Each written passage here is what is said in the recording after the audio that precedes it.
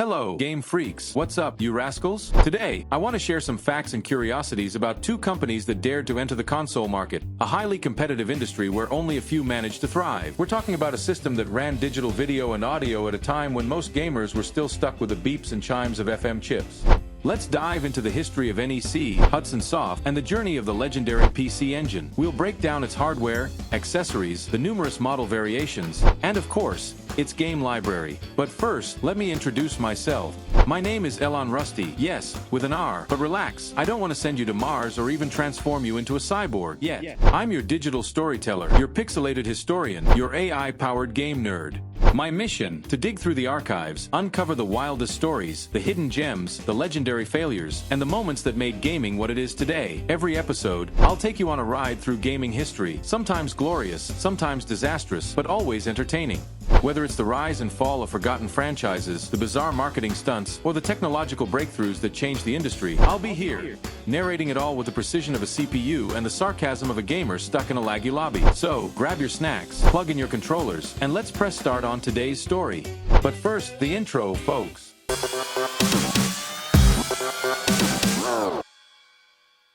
While the Western video game market was struggling with a series of failures due to the poor quality titles released by Atari, in Japan, Nintendo was thriving with the NES, leaving Sega in second place.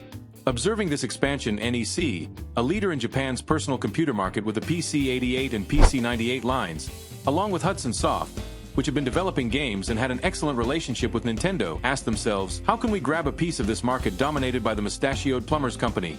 Before diving into technical specifications and its solid game library, it's important to talk a bit about the history of NEC, Hudson Soft, and how the idea for the PC Engine came to life. Headquartered in Hokkaido, Japan, NEC, Nippon Electric Company, was founded, believe it or not, in 1899 and became one of the biggest technology giants, operating in telecommunications, semiconductors, and electronics. Hudson Soft, founded in 1973, started as a company specializing in software and components for personal computers. It made a name for itself in the gaming industry during the 1980s, creating iconic franchises like Bomberman, Adventure Island, and Star Soldier. Hudson had already developed several games for the Famicom and had a strong working relationship with Nintendo. However, at some point, Toshinori Oyama, an executive at Hudson, thought, "At that time, we felt we knew the Famicom hardware inside and out and had exhausted many of its possibilities. But with newer hardware, we could develop exciting new games."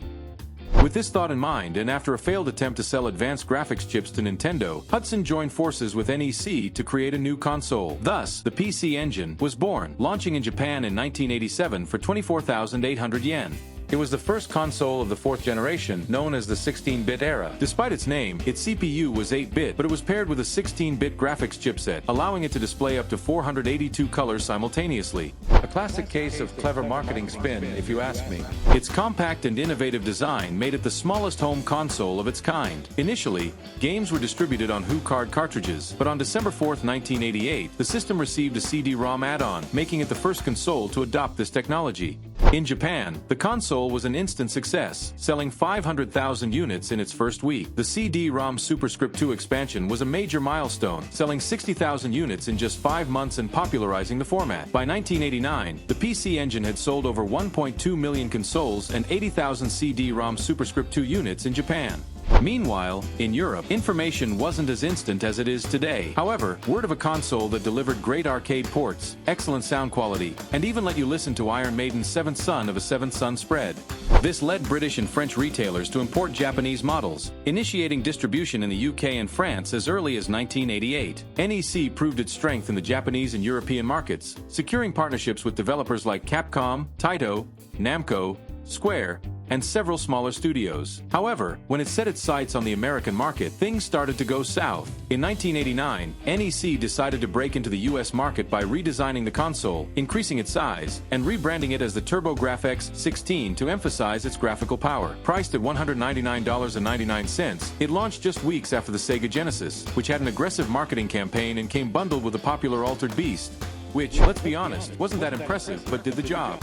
NEC, on the other hand, bet on the obscure Keith Courage in Alpha Zones, a localization of the PC Engine title Mashinai Yuden Wataru. Let's be real, who takes a game with that name seriously? At the very least, they could have promoted Bonk, which wasn't quite a Sonic or Mario, but had way more appeal.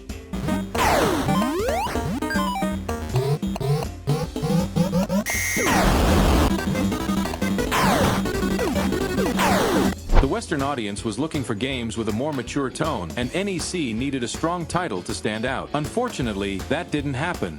To make matters worse, the TurboGrafx CD add-on launched in the US in 1990 with a hefty price tag of $399.99, making it a luxury item for gamers. On top of that, the system required the CD system card to function, and later versions of this card, like the Super System card, were necessary to play more advanced games, costing around $65 each. When you add it all up, you're looking at around $665 for a full setup at a time when you could get a NES bundle for $199 or a Genesis with Sonic for $189.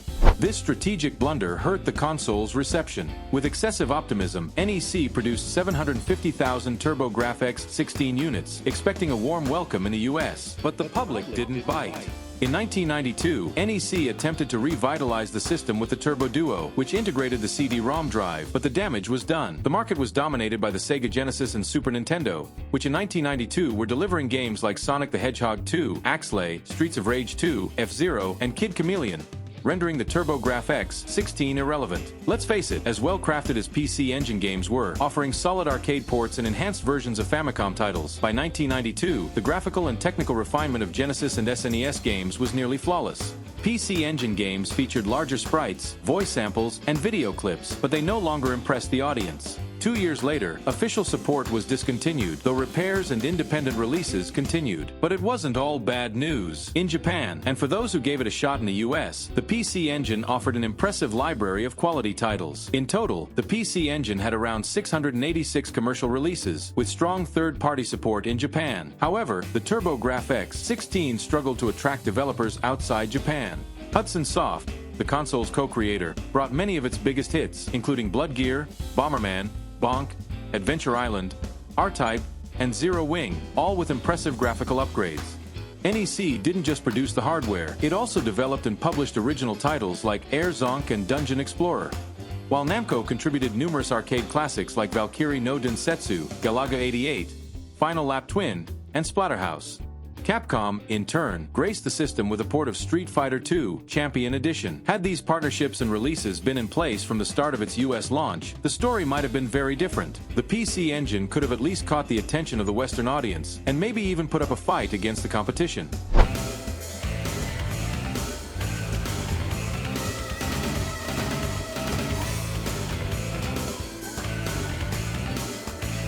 Beyond the base console, NEC released several versions and upgrades of the system.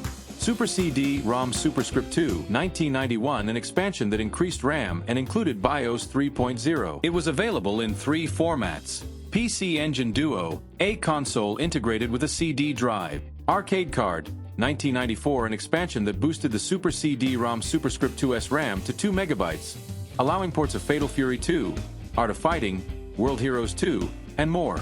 These constant hardware revisions may have confused consumers and, in the end, only made things easier for Nintendo and Sega. Perhaps launching a more powerful console from the start would have been a smarter move rather than relying on incremental updates to already aging hardware. The PC Engine also saw various models over the years.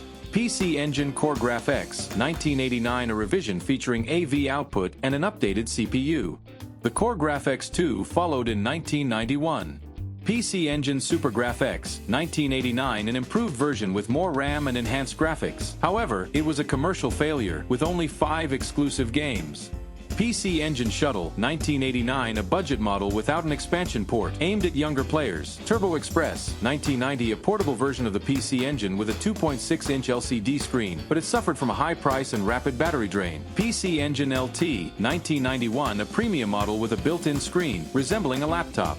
In total, over 6.5 million units of the PC Engine/TurboGrafx 16 were sold across Japan and the US until 1995. The final official game, Dead of the Brain Part 1 and 2, was released in 1999 for the Super CD-ROM Superscript 2. Despite its failure in the West, the PC Engine was a massive success in Japan and left a lasting impact on the gaming industry. I remember seeing mentions of PC Engine games in old gaming magazines, and I was impressed that some titles featured anime cutscenes with fully voiced dialogue, something that greatly enhanced immersion at the time. To relive this nostalgic feeling, I tested several PC Engine games and will highlight what stood out the most to me. Many of these are arcade classics, making me a bit envious of kids who had access to them back in the 90s. Akumaju Dracula X, Konami's classic Castlevania series got an exclusive PC Engine CD release with incredible graphics, refined gameplay, and an epic soundtrack.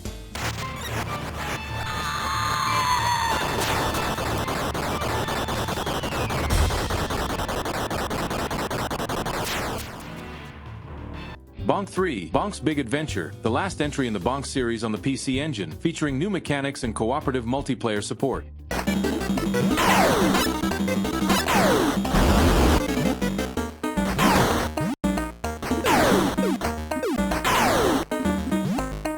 Blood Gear, a mecha action RPG with exploration and strategic combat featuring an engaging narrative.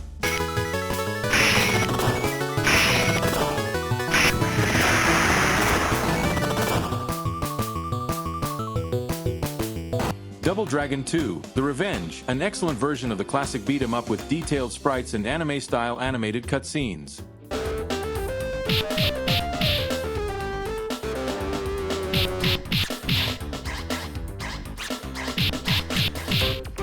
Fighting Street, the CD version of the original Street Fighter, featuring digitized voices and gameplay that feels quite different from Street Fighter 2.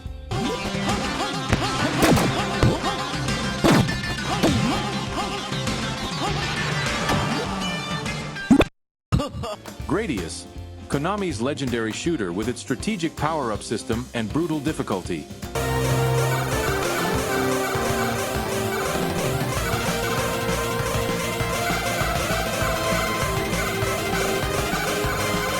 R-Type, one of the most influential shooters ever, known for its strategic level design and massive bosses.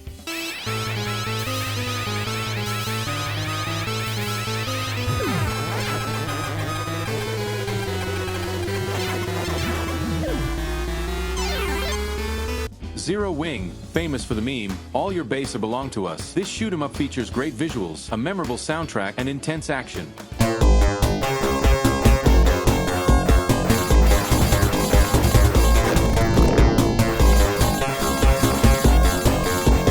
Galaga 90, an expanded version of the arcade classic with improved graphics, new enemies, and a ship evolution system.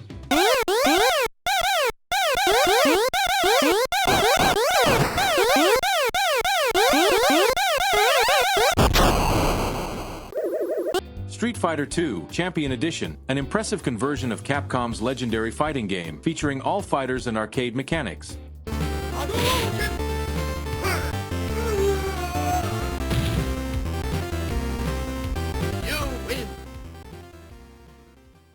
Superstar Soldier, one of the best shoot-'em-ups on the PC Engine, with intense battles, epic bosses, and a fantastic soundtrack. Wow, what an engaging track!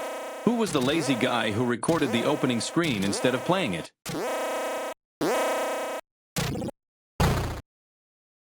During my research, I came across two fascinating interviews, and I'll leave the links in the description. The first one, from 1987, is with Shinichi Nakamoto, then General Manager of Technology at Hudson, published in Beat magazine. In it, he enthusiastically talks about the development team, who were confident thanks to the PC Engine's relatively few hardware limitations at the time, along with its various connectivity features and other innovations.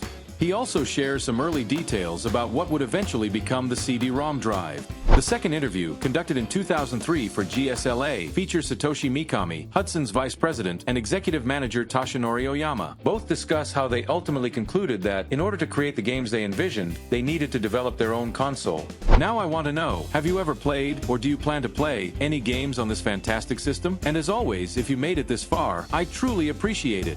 Drop a like, subscribe to the channel, and hit that notification bell so YouTube knows you're into my content and recommends it to even more people. Questions, critiques, or corrections? Drop them in the comments. I'd love to hear from you.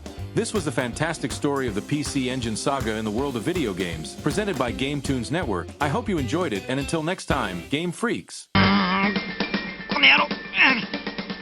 おい、誰か俺を助けてくれ。俺をここから出してくれ。